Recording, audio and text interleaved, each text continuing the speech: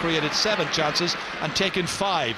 They're trying to create an 8th one here now. Once again towards Luke O'Farrell, bounces away from him, and David McInerney is a very, very crafty cornerback today, rather than the number 3 on his back of his jersey. Solo's too far, got a little bit too confident in himself, and Luke O'Farrell helped there by Lochlan McLaughlin robbing him. But great play here, coming across Donal O'Donovan. Up here as far as the midfielder, Colm Galvin. Swinging it diagonally across, should be Egan's, comes onto it swiftly, solos forward, the man from Kilbrinn into the inside forward line. Park Cronin there with Cian Dillon, who's lost his stick, and the referee says we're pushing and it's going to be a free in. Yeah, it'll be interesting. He was definitely very, he looked all eyes on the ball, and sometimes that wouldn't be given, but he was very close to him, maybe half up in his back. But and they're bringing up the goalkeeper. Anthony Nash is on his way. Well, they're 2 goals down. As you can see, just over 15 minutes are gone. Cork's second free of the match. It looks like Clare are putting, there could be 12, 13 players going into the goals. This is going to be worth having a look at. Here's Nash, and look at where all the Clare team are. Jerry, I'd have to say Clare 6 points up after 15 minutes, but Cork look like they're going to get plenty of scores too. It's so open. It's not like an All-Ireland final. There's loads of room out there, and anything can happen in this game. Well, if you were the Clare manager, what would you do? You'd bring everybody back, of course you would. Now, what can Anthony Nash do? Onto the 13-metre line, and he's going to go. Somehow he squeezed it in. 16 minutes are gone, an amazing start to this final. 2-5 to 1-5. Anthony Nash gets his 3rd ever championship goal. Watch this, sailing it over the head there of Pat O'Connor and everybody else. There was no stopping it. Venomously struck. Look where he went to, onto the 13-metre line. Bang! And all the goalies hurled inside. But Jared, the problem there is everybody's nearly leaving it to somebody else. Now, he couldn't save that shot anyway. That is a rocket, and if that hit somebody, I think he was rising it into the 13-metre line. It's crazy, it's dangerous, but it's under the rules. He's well entitled to do it. Who will react to that score? It's Clare who've got it next. John Conlon, he was being held. It's got to be a free in, and it's got to give a chance now to Colin Ryan to put another one over the bar. And he's coming across to perform his task. And that's a brilliant catch by John Conlon after the goal. But just to go back to it, Ger, you put too many lads on the line. Who's responsible? There was 12 lads or something on the line there. Nobody really knows who's going to go for it, but he couldn't save that shot. Did they have too many in there? Well, I think so. Nobody knows really. If you have your 3 lads on the line, at least that's it. But they were hoping maybe to go low and hit somebody. I would like to get a belt of it. Certainly not. So Colin Ryan then to add to his points tally. He's got 2 so far from frees, and every time he comes up you can more or less write it down, and he's got another one. Tremendous shooting. Well, Davy Fitzgerald a bit anxious after the concession of that goal, but they got the next score, and that's important for him and for Clare. Encouragement, 2-6 to 1-5. Anthony Nash pucking it towards the 45-metre line. There was a wild pull there. Down went Park Cronin. His marker is Cian Dillon. Gave away that last foul or free, which led to the Nash goal. Let's watch here. Not a great deal in that, I have to say. No, both missed the ball in my opinion. And slight push, but very, very little. Yeah, but you'd have to say Park Cronin doing very well under the high balls. There's a couple of frees now come off, and he's broken a couple of balls, and that move is certainly working for Cork. So here comes Pat Horgan, man who is blessed with wonderful natural ability. That last point he got the last day was absolutely sensational, and he is in form as well with the frees. 2 from 2 for him. There's not much point in fouling with the likes of Colin Ryan for Clare and Patrick Horgan for Cork about. So a goal between them once again. Pa Kelly from Ina Kilnamona. Drops into the half back line of Cork. Coming out to collect it, Conor McGrath's looked very lively in the match so far. Galvin composed, drives it back in there. 2 Cork players go for the one ball in between them. They've missed it, and O'Donnell's in for a hat-trick. O'Donnell has got it. Horrible defending, brilliant finishing by Shane O'Donnell, and there seems to be no way to stop him. He's got goals after 6 minutes, 13 minutes and now 19 minutes of this match, and he's made it 3-6 to 1-6. That should have been defended better. There was nobody there when the ball was blocked down and knocked to O'Donnell, and he just bounced it in past Anthony Nash. Yeah, we just have to say there are a couple of things there. An absolutely lovely flick down by John Conlon, but Shane O'Neill caught completely ball watching, but he still had a lot to do. Look at that for a finish, you know, just to improvise like that and throw it up and bat it into the net. You know, a lot of skill involved there, and you know, John Conlon's little touchdown, great score. When you think if Podge Collins had scored a goal with about 6 or 7 minutes to go in the last match, we wouldn't be back here, I'm pretty certain. They couldn't get a goal that day. They've got 3 this afternoon in the opening 20 minutes. And Clare lead. And Cork are under pressure. And it's Conor O'Sullivan once again, driving it in as far as Lochlan McLaughlin. Needs an extra second on the ball. Clare's touch is faster, sharper. That time there was a foul on him, so it's got to be a free out. And Anthony Nash will come out a goal for Jimmy Barry Murphy's team. And if he's coming out, you can be pretty certain he's going to see if he can put it over the bar from just inside his own 65-metre line.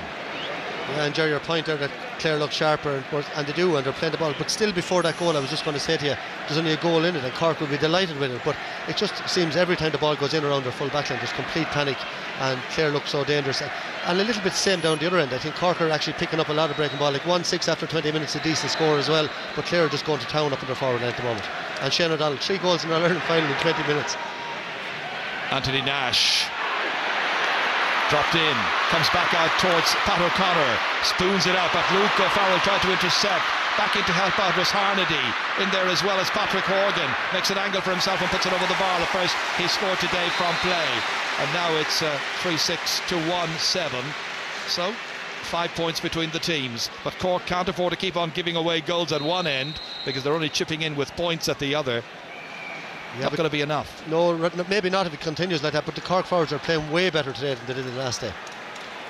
There was a time in the last match when they had only 1 point from play for most of the first half.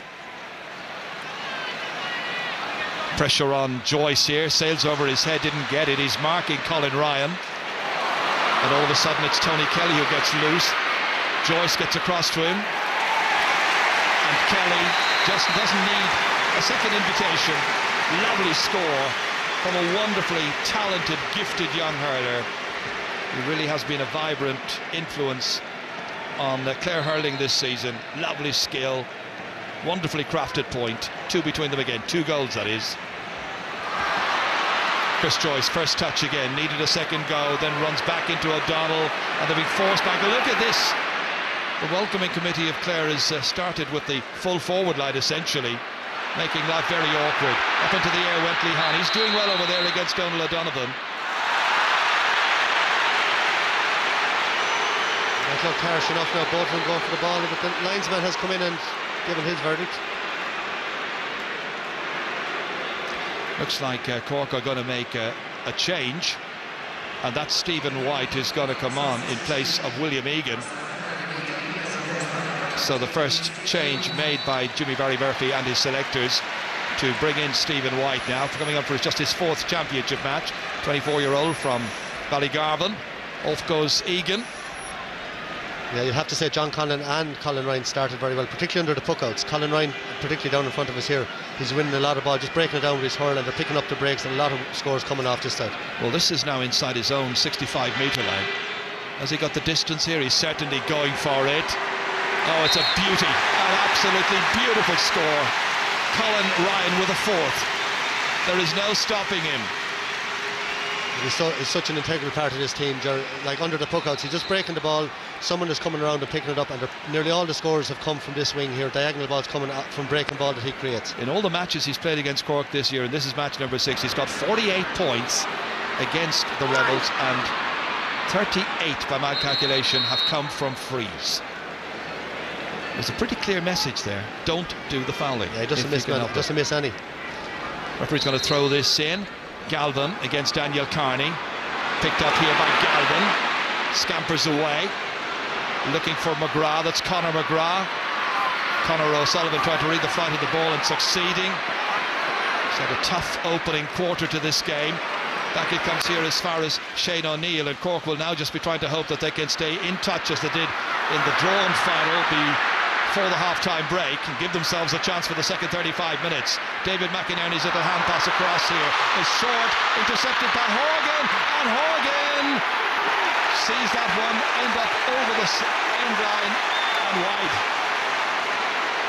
Looked really dangerous for Clare. Yeah, you'd have to say very well defended. Pat Horgan right through, great shoulder there. He wasn't fouled, held up there by Pat Kelly, and the ball goes wide.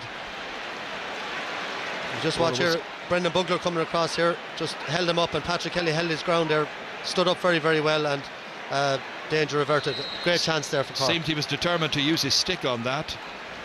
Could he have squeezed it in with his boot? Maybe dropped it on the boot, but easier said from up here. Yeah. Pat Kelly. 7 points between these teams.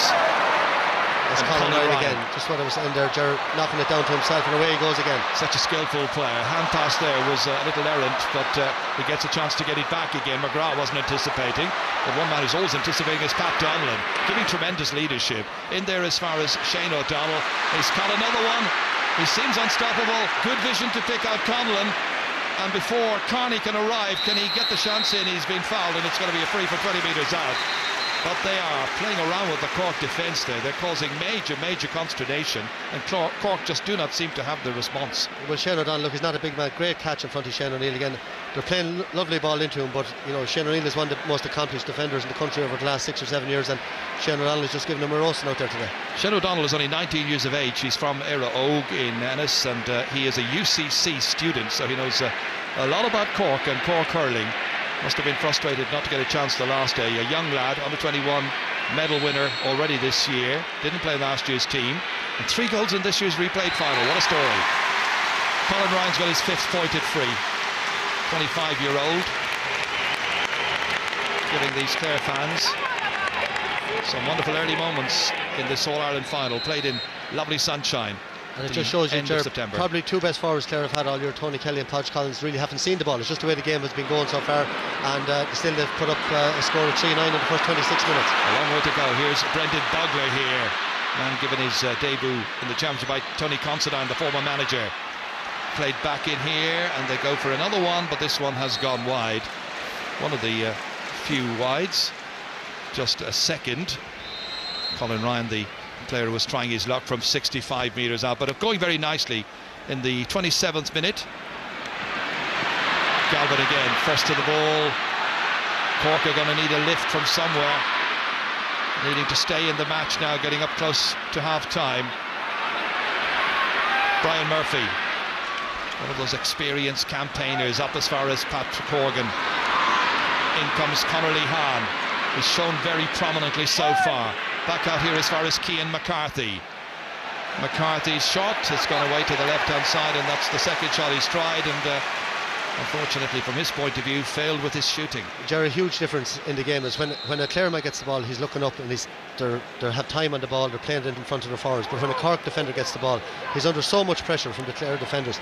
He's hitting the ball anywhere. They have to fight so hard for the ball up front, and that's what happened there. Eventually good ball out, and Cian McCarthy again, the second poor wide he's had. Park Kelly dropping it towards John Conlon's wing. Comes back out here to Lochorn McLaughlin, trying to drive Cork forward now. Next 5 minutes important to pick off some scores. Inside towards Cronin, let it bounce off his hand. Back there to gather is Conor Ryan, wisely playing the ball out towards Podge Collins. Podge Collins keeping the movement going. Pat Donlan now reading the game brilliantly. Back in there towards O'Donnell, being marked by Shane O'Neill. O'Donnell again causing problems, trying to steal that ball away from Shane O'Neill. And the 27-year-old playing in his 7th championship season gets it forward eventually towards Luca Farrell. Helping it on here is Lochorn McLaughlin, 45 metres out from the Clare goal, steadies himself but didn't do enough steadying, and that was a horrible miss on his part. It's 4 wides now by Cork, put under a lot of pressure as you say, but that time was a golden opportunity for him to get a second point. Yeah, there were a couple of bad wides in a row, which, you know, if to put them over, keeps them in the game, but 8 points down now, and the fight maybe started to go out of Cork a little bit. You know, you'd feel they need a goal now just to reignite them. That's broken down once again towards Cian McCarthy. Helped on here by Stephen MacDonald, fired in there towards Park Cronin, almost seemed to lose his footing, being marked by Cian Dillon. The sweeper there at the back effectively is David McInerney, reading it like